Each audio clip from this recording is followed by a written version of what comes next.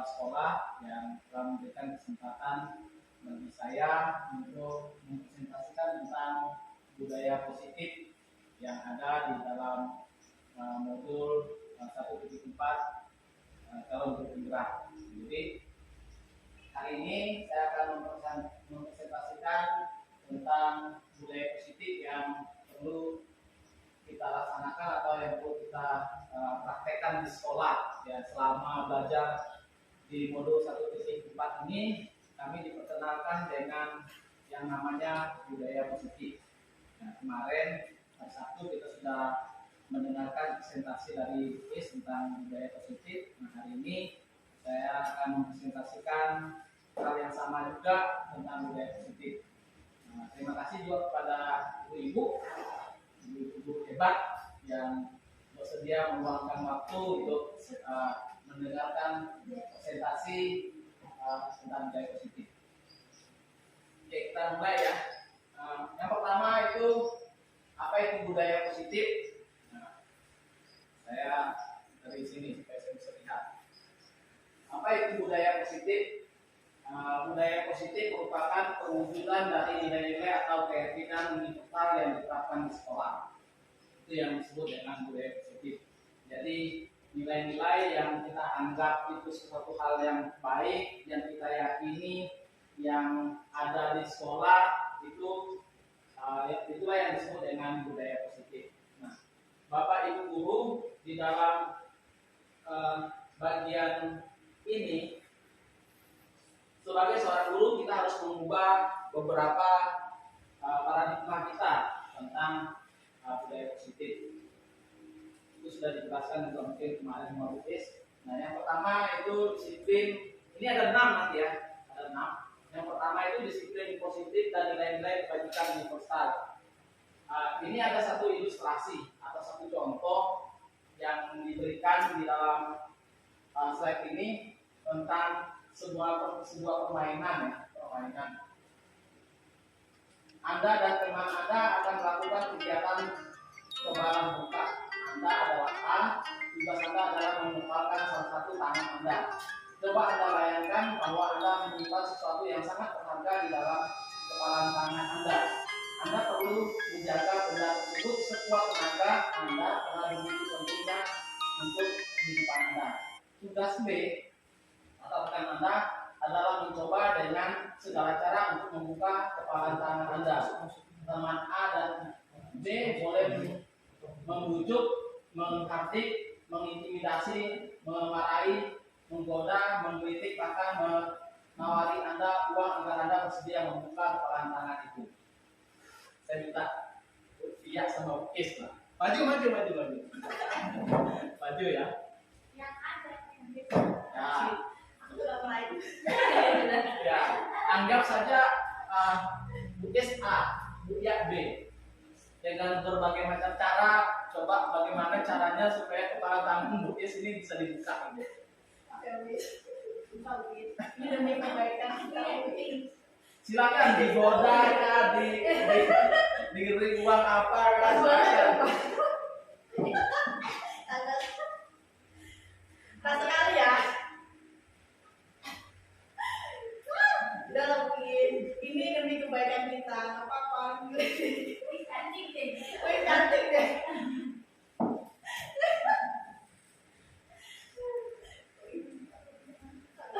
Budaya disiplin kan? Susah Pak. Ya, terima kasih ya. Nah, oke, terima kasih. Jadi dari apa yang diperagakan oleh Bu Kis sama Bu Kia tadi, kita bisa belajar ya tentang sebuah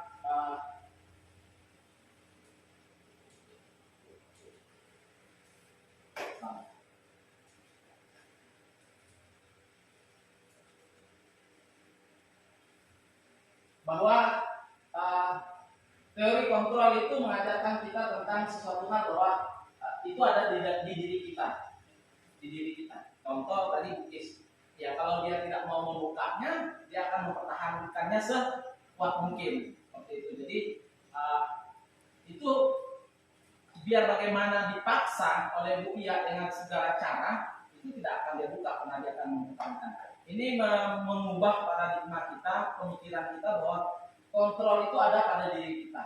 Ya. Jadi kita mau membukanya itu atau tidak itu ada dalam diri kita, datang dari dalam diri kita, bukan pengaruh dari luar. Itu yang dimaksud dengan permainan tadi. Teori kontrol menurut Dr. William Glasser. Nah, ini ada beberapa hal yang dia ilusikan. Yang pertama itu ilusi guru mengontrol murid. Pada dasarnya kita tidak dapat memaksa murid untuk berbuat sesuatu jika murid tersebut memilih untuk tidak melakukannya. Walaupun tampaknya guru sedang mengontrol perilaku murid, hal demikian terjadi karena murid sedang mengizinkan dirinya dikontrol. Saat itu bentuk kontrol guru menjadi kebutuhan dasar yang dipilih murid tersebut. Teori kontrol menyatakan bahwa semua perilaku memiliki tujuan, bahkan terhadap perilaku yang tidak disukai. Ini yang pertama itu yang menurut Glasser tentang teori kontrol. Ilusinya pertama itu ketika guru mengontrol murid, pada dasarnya kita tidak dapat memaksa murid untuk berbuat sesuatu. Perilaku memiliki tujuan, bahkan terhadap perilaku yang tidak disukai. Jadi apa yang kita lihat dari anak kita apa itu ya memang kita tidak bisa memaksa ini menurut William Glasser. Kemudian ilusinya yang kedua itu ini bahwa semua penguatan positif, efektif dan bermanfaat, penguatan positif atau rujukan adalah bentuk-bentuk kontrol. Segala usaha untuk mempengaruhi murid agar mengulangi suatu perilaku tertentu adalah suatu usaha untuk mengontrol murid tersebut dalam jangka waktu tertentu. Kemungkinan murid tersebut akan menyadarinya dan mencoba untuk menolak rujukan kita, atau bisa jadi murid tersebut menjadi tergantung pada pendapat sang guru untuk berusaha. Yang lanjut ilusinya bahwa kritik dan membuat orang merasa bersalah dapat menguatkan karakter. Menggunakan kritik dan rasa bersalah untuk mengontrol murid menuju pada identitas gagal. Mereka belajar untuk merasa buruk tentang diri mereka. Mereka mengembangkan dialog diri yang negatif. Kadang-kala sulit bagi guru untuk mengidentifikasi bahwa mereka sedang melakukan perilaku ini, karena seringkali guru cukup menggunakan suara halus untuk menyampaikan pesan negatif. Kemudian ilusi yang ketiga bahwa orang dewasa memiliki hak untuk memaksa. Nah, ini terkadang kita berpikir demikian ya, untuk mengontrol. Banyak orang dewasa yang percaya bahwa mereka memiliki tanggung jawab untuk membuat murid-murid berbuat hal tertentu. Apapun yang dilakukan dapat diterima selama ada sebuah kemajuan berdasarkan sebuah pengukuran kinerja. Pada saat itu pula orang dewasa akan menyadari bahwa perilaku memaksa tidak akan efektif untuk jangka waktu panjang dan sebuah hubungan permusuhan akan terbentuk. Ya, ini menurut Glasser. Kita berpindah ke nilai-nilai kebajikan dari 6 institusi atau organisasi. Nah, ini kita sudah sering dengar ini 6 nilai-nilai. Yang pertama itu beriman bertakwa kepada Tuhan Yang Maha Esa. Ini profil pelajar Pancasila, mandiri, bernalar kritis, berkebinekaan global, bergotong royong, kreatif. Kemudian hal yang ketiga yang kita akan diskusikan atau yang akan saya sampaikan yaitu tentang teori motivasi, hukuman dan penghargaan dan restitusi. Ini kadang-kadang susah bisa saya sebut restitusi. Ya. Ada 3 motivasi perilaku manusia. Jadi ternyata di dalam kehidupan manusia itu ada 3 hal yang mendasari motivasi kita melakukan sesuatu.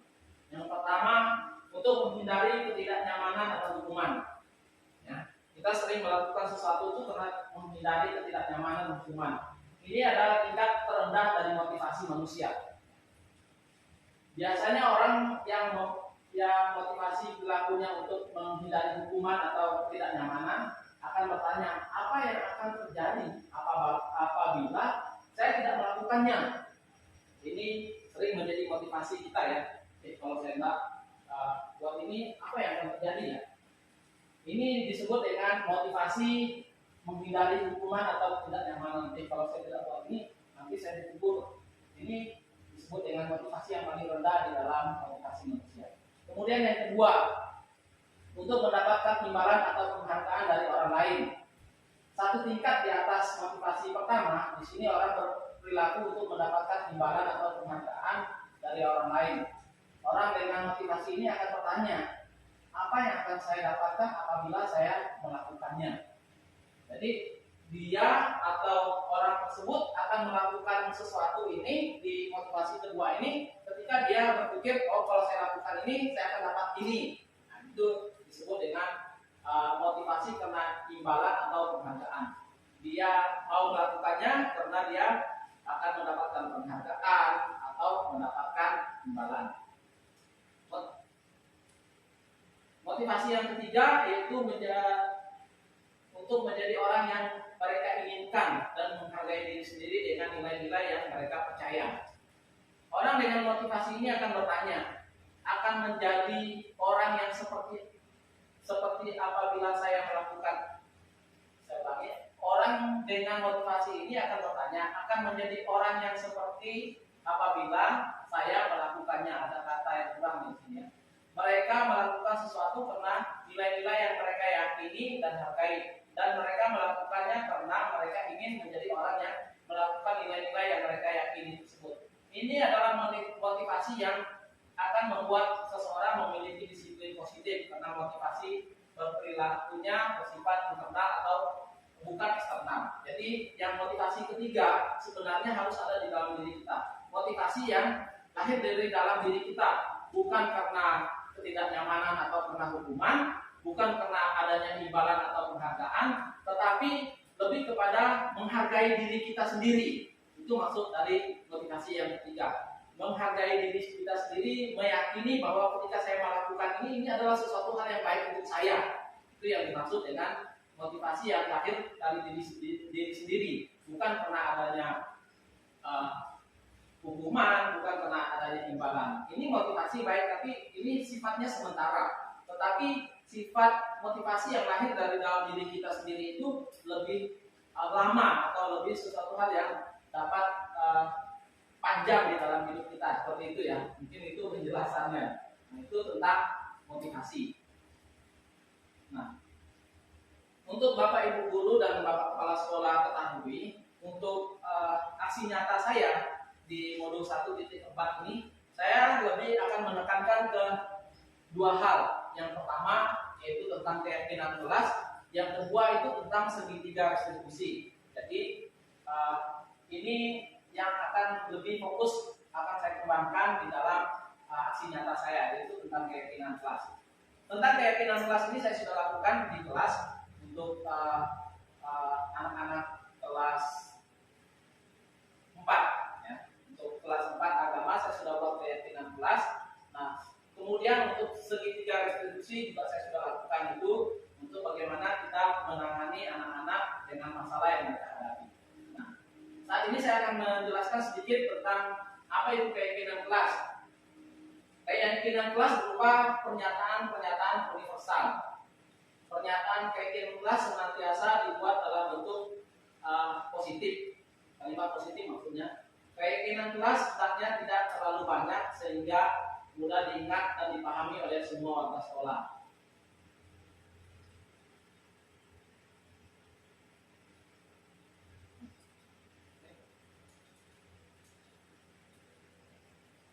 Kemudian yang keempat, keyakinan kelas sebaiknya sesuatu yang dapat diterapkan di lingkungan tersebut. Yang berikut, semua warga kelas hendaknya ikut berkontribusi dalam pembuatan keyakinan kelas lewat kegiatan jual pendapat. Kemudian bersedia meninjau kembali keyakinan kelas dari waktu ke waktu. Jadi sebagai seorang guru di dalam memulai pembelajaran secara khusus ini masih awal semester, sebaiknya kita membuat yang namanya keyakinan kelas.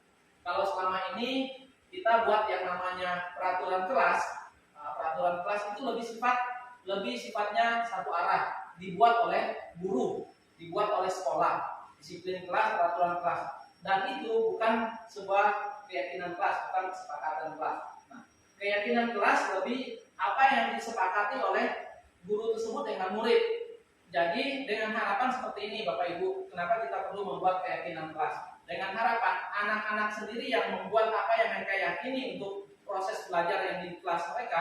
Jadi ketika mereka tidak melakukan apa yang mereka yakini, mereka akan sadar sendiri. Itu tujuannya.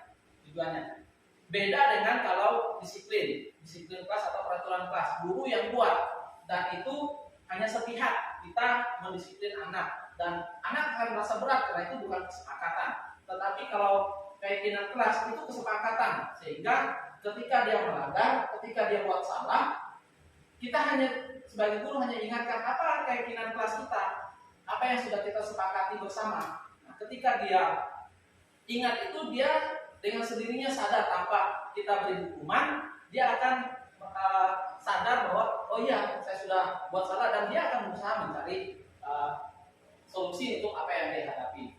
Nah itu jadi keyakinan kelas itu berupa pernyataan-pernyataan yang universal. Keyakinan kelas itu senantiasa dibuat dalam bentuk kalimat positif. Kalimat positif itu contoh, kalau kita buat keyakinan kelas, kadang-kadang anak-anak itu suka buat begini. Jangan lari-lari di kelas, atau jangan lari-lari di luar kelas. Kan kata jangan itu masih negatif. Nah, kita sebagai guru bersama dengan murid merumuskan bersama-sama apa kalimat positifnya. Kalau lari-lari mungkin apa ya? Menghargai teman supaya apa misalnya? Berperilaku sopan. Ya, berperilaku sopan itu kalimat positifnya. Kalau dituangkan dalam kata-kata apa? Kalau jangan lari-lari itu kan Saya tidak lari dalam kelas gitu. apa ya? Kalau perilaku sopan kan itu masih terlalu umum bahasa. Iya. Maksud saya yang langsung ke satu poin gitu, misalnya apa? Karena memang keyakinan kelas itu tidak sama kata umum. Kata-kata umum dia pakai Pak. Dia nggak ada kata khusus. Jadi kalau peraturan kelas dia spesifik dilarang, jangan gitu. Kemudian biasanya kalau ada lagi di atasnya itu kesepakatan kelas, itu sudah positif bahasanya. Kalau tidak lari-lari di teras itu kalimat positifnya mungkin dibuat apa ya? Berjalan. Jangan berjalan berjalan.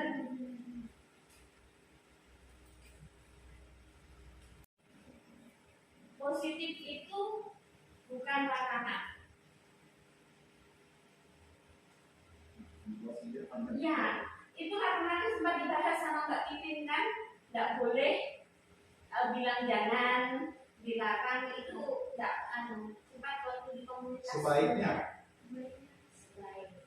Kalimat positif itu kayaknya saya dan menolak teman mereka. Ini saling menghargai.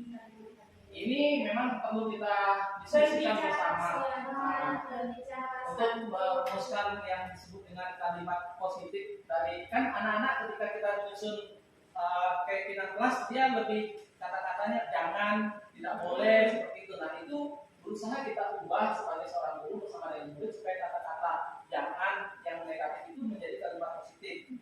Ya, makanya ada tingkatannya, dia dari kata terse, peraturan, kemudian kesepakatan. Ya. Nah, di kesepakatan ini sudah muncul kalimat positifnya, sudah tidak ada kata larangan di keyakinan kesepakatan kelas. Kesepakatan kelas itu, nah baru nanti diumumkan lagi, diuniversalkan lagi di keyakinan kelas. Oke, nanti di pertemuan berikutnya kita coba diskusi bersama, karena memang ada tahapan-tahapan yang harus kita lakukan ketika kita membuat kalimat-kalimat positif itu. Jadi ada langkah-langkahnya. Nanti saya sama Pak Is mungkin di dalam kegiatan komunitas kita berikutnya kita bisa berdiskusi tentang ini supaya keyakinan kelas ini bisa kita terapkan di sekolah kita secara menyeluruh di sekolah kelas. Ya, kita masih sama-sama belajar. Apa yang saya sampaikan dan mungkin apa yang disampaikan kemarin, kita hanya menyampaikan dasar-dasar saja untuk menggali lebih dalam. Nanti kita akan tingkatkan di dalam komunitas belajar kita. Mungkin itu tentang keyakinan kelas tadi ya.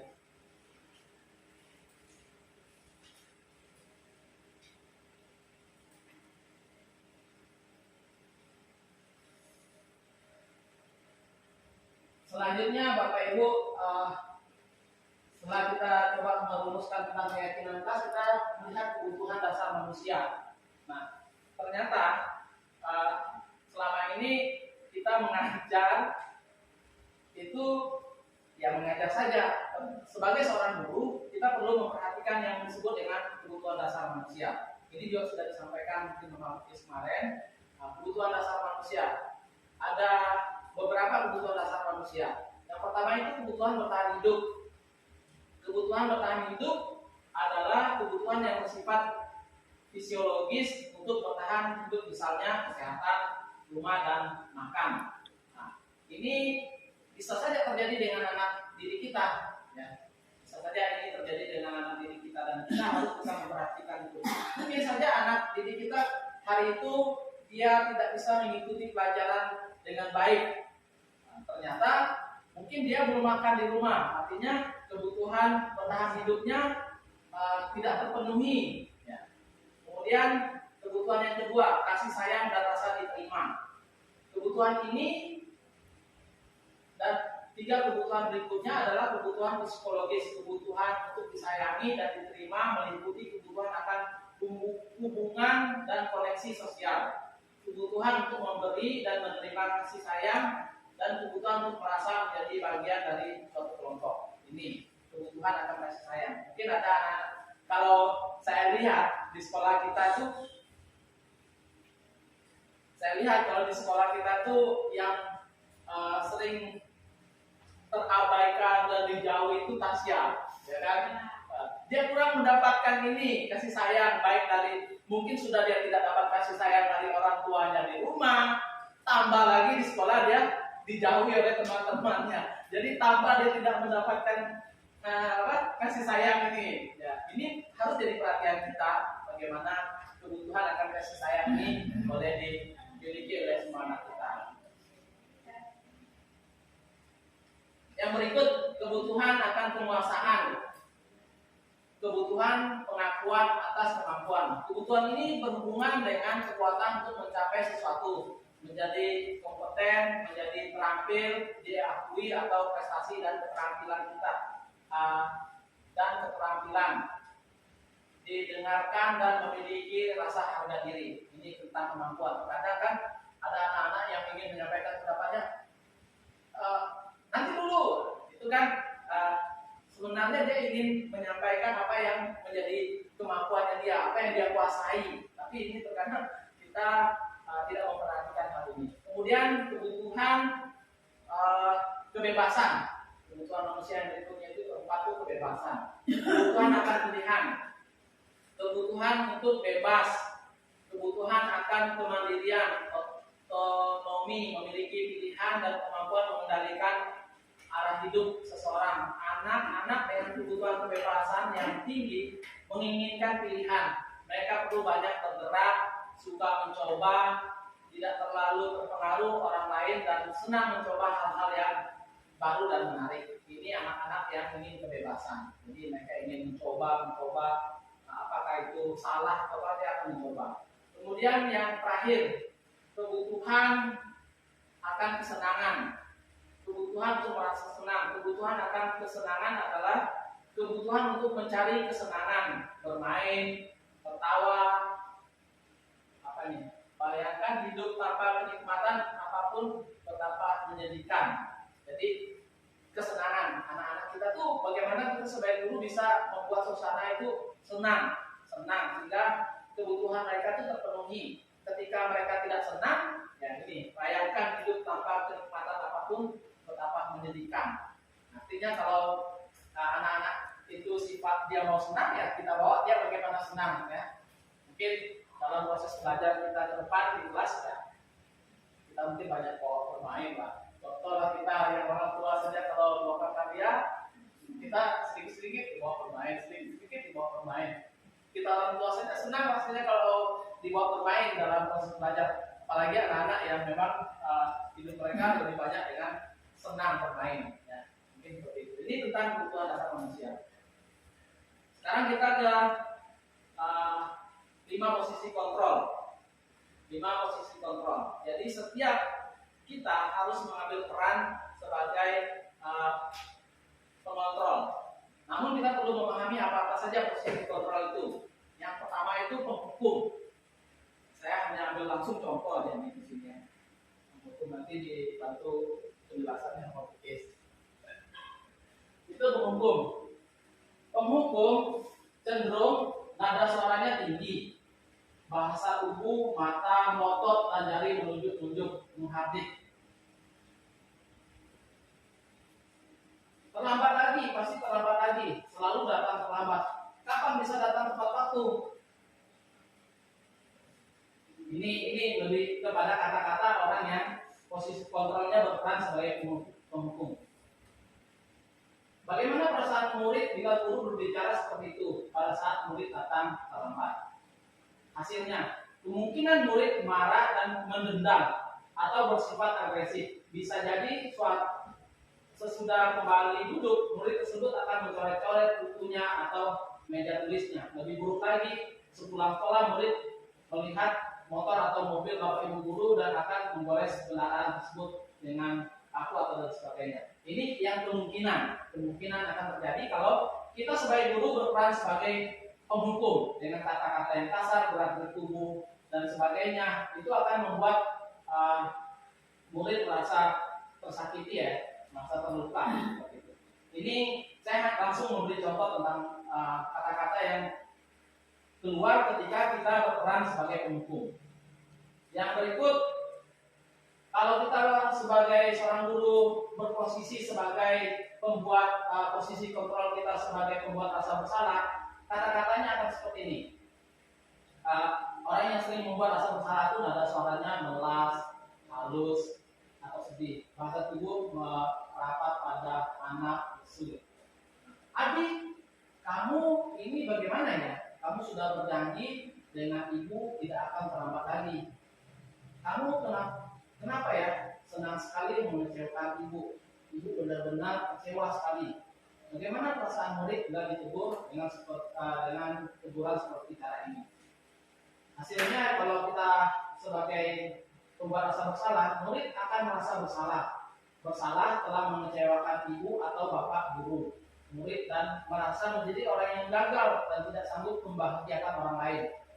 Kadang kala sikap seperti ini lebih berbahaya dari sikap penghukum karena emosi akan tertanam rapat di dalam murid, menahan perasaan. Tidak seperti murid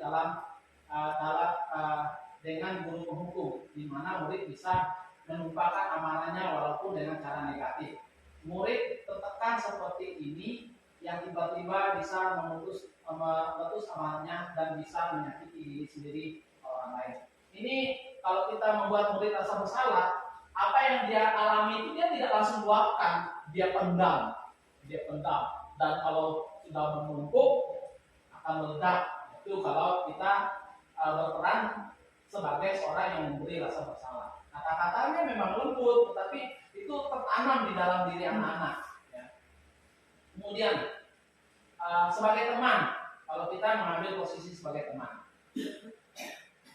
nada suaranya cenderung ramah, akrab, dan bercanda. Bahasa tubuh merapat pada murid, mata dan senyum jenaka. Adi, ayolah, bagaimana sih kamu? Kemarin kamu sudah janji ke bapak bukan? Kenapa terlambat lagi? Sambil tertawa ringan. Ya sudah, tidak apa-apa, duduk dulu sana. Nanti Pak Guru bantu kamu. Sambil tersenyum. Bagaimana perasaan murid dengan sikap guru seperti ini? Hasilnya, kalau guru bersikap seperti ini, murid akan merasa senang dan akrab dengan guru. Ini termasuk dampak yang positif. Hanya saja, di sisi negatif, murid menjadi tergantung pada guru tersebut. Bila ada masalah, dia merasa bisa mengandalkan guru tersebut untuk membantunya. Akibat lain dari posisi teman, Adi hanya akan berbuat sesuatu bila yang menyuruh adalah guru tersebut dan belum tentu berlaku yang sama dengan guru yang lain. Ini kalau kita ambil posisi sebagai teman, ya, sebagai teman. Kemudian sebagai pemantau, yang keempat, pemantau nada suara datar, bahasa tubuhnya formal. Guru, Adi, tahukah kamu jam berapa kita mulai? Tahu Pak, kamu terlambat 15 menit. Apakah kamu sudah mengerti konsekuensi yang harus dilakukan bila terlambat? Paham Pak, saya harus tinggal kelas pada jam istirahat nanti dan mengerjakan tugas ketertinggalan saya. Ya benar, nanti pada saat jam istirahat kamu harus tinggal di kelas untuk menyelesaikan tugas yang tertinggal tadi. Saya tunggu. Bagaimana perasaan murid jika posisi ini kita perankan? Murid memahami konsekuensi yang harus dijalankan mereka telah melanggar salah satu peraturan sekolah. Guru tidak menunjuk suatu emosi yang berlebihan, menjadi marah atau membuat merasa berbuat salah. Murid tetap dibuat tidak nyaman, yaitu dengan harus tinggal di kelas pada waktu jam istirahat dan mengerjakan tugas. Guru tetap harus memantau murid pada saat mengerjakan tugas di jam istirahat, karena murid tidak bisa tinggal seorang diri.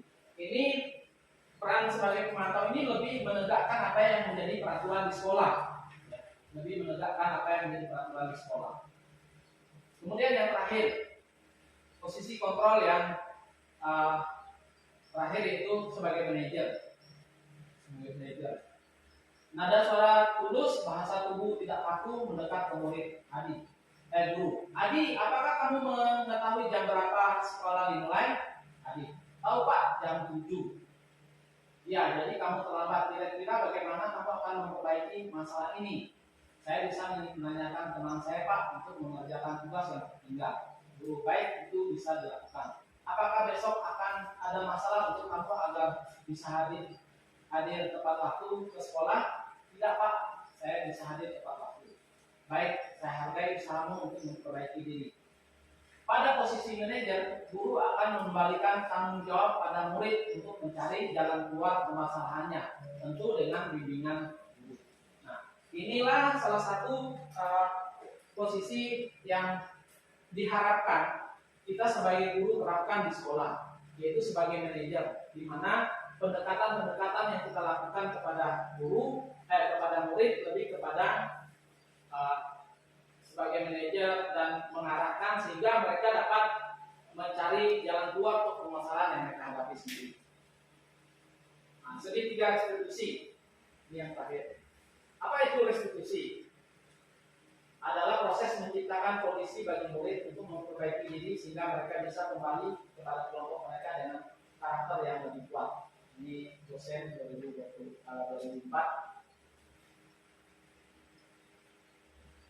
Apa itu restitusi? Restitusi juga adalah proses kolaboratif yang mengajarkan murid untuk mencari solusi untuk masalah yang membantu murid berpikir tentang orang seperti apa yang mereka inginkan dan bagaimana mereka harus memperlakukan orang lain. Restitusi membantu murid menjadi lebih memiliki tujuan, disiplin, positif, dan memulihkan dirinya setelah berbuat salah.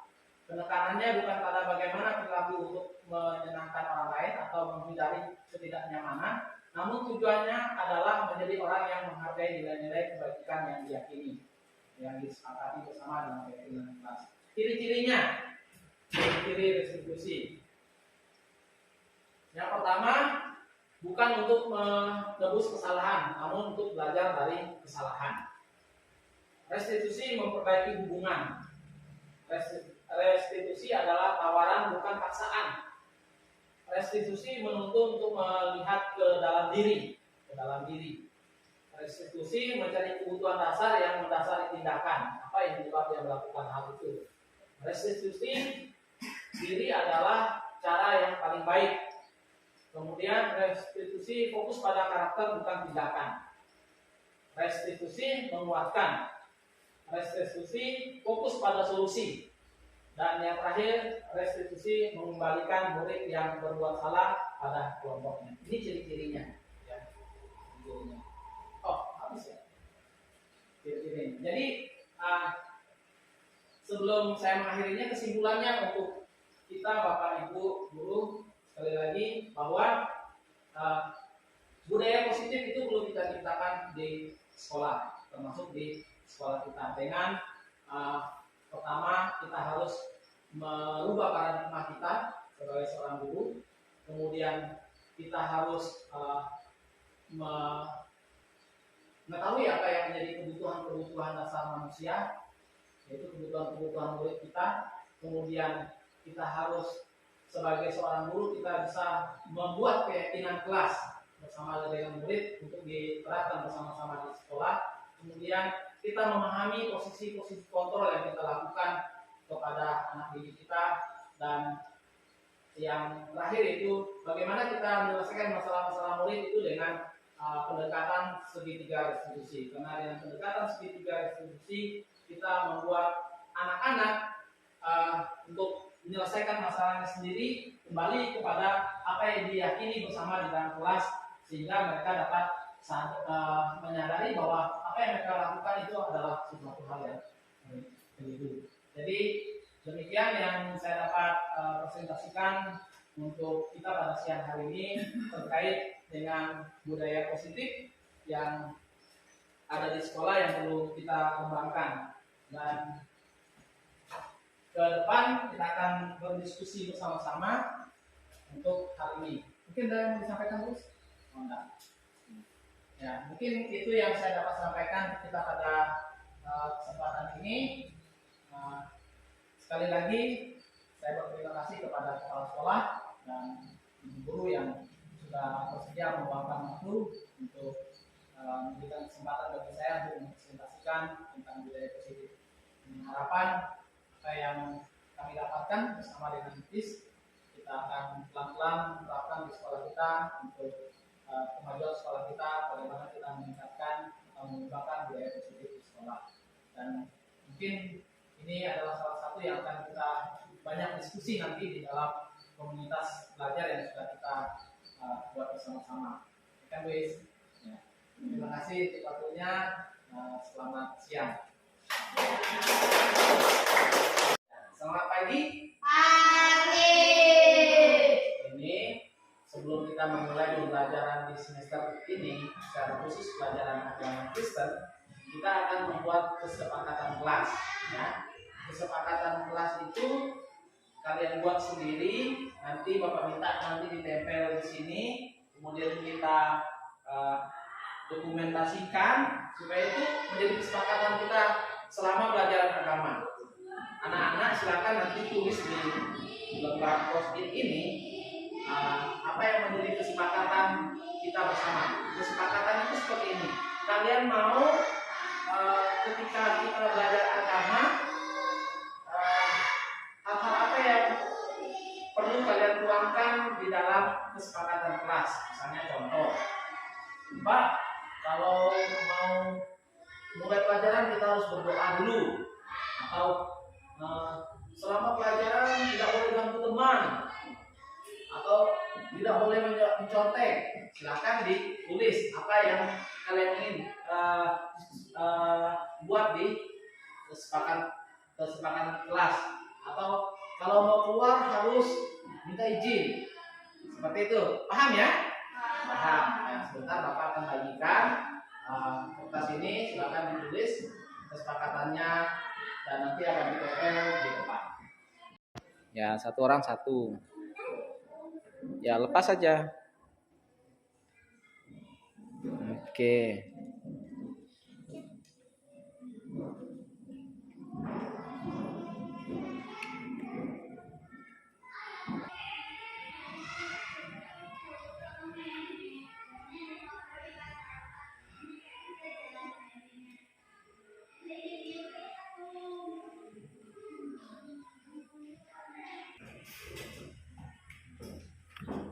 Ya. Di sebelahnya. Ya.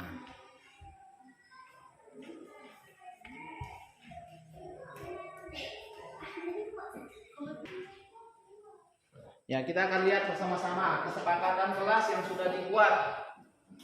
Yang pertama dari kita baca satu-satu ya. Yang ini ada tulis namanya Eza. Saya lupa tulis nama. Nah, enggak apa-apa, enggak apa-apa. Kita baca Eza punya ya, yang Eza mau kita sepakati di kelas. Yang pertama, tidak boleh memukul teman. Nah, tidak boleh memukul teman. Yang kedua, tidak boleh mengolok teman.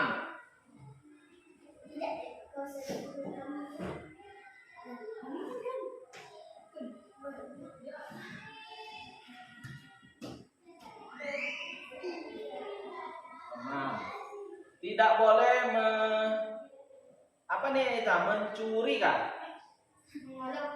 Mengolok sudah.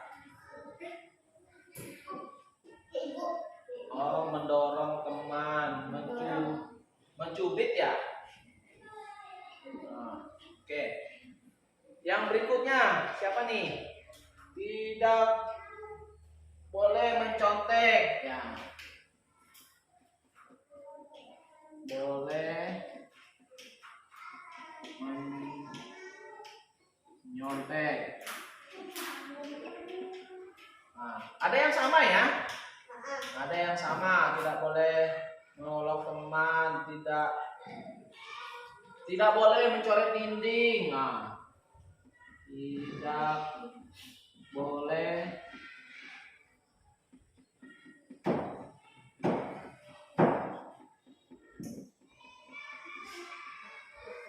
mencoret dinding.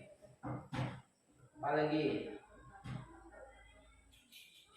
Mendengarkan guru.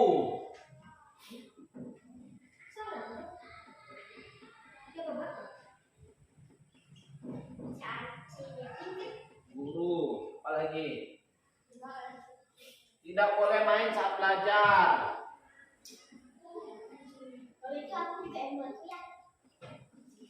Main saat belajar. Nah, mencoret dinding sama. Tidak mengganggu teman. Oh. 7. Tidak mengganggu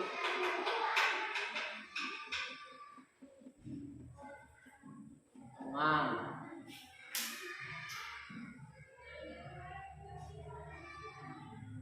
Tidak keluar kelas. Nah, saat keluar kelas harus izin. Nomor 8. Saat keluar kelas harus izin. Nah, ini beberapa, yang lainnya hampir sama ya, hampir sama.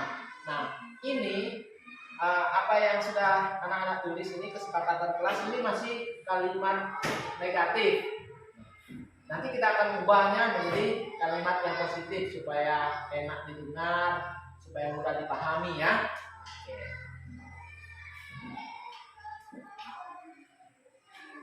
Nah, pagi Delvi.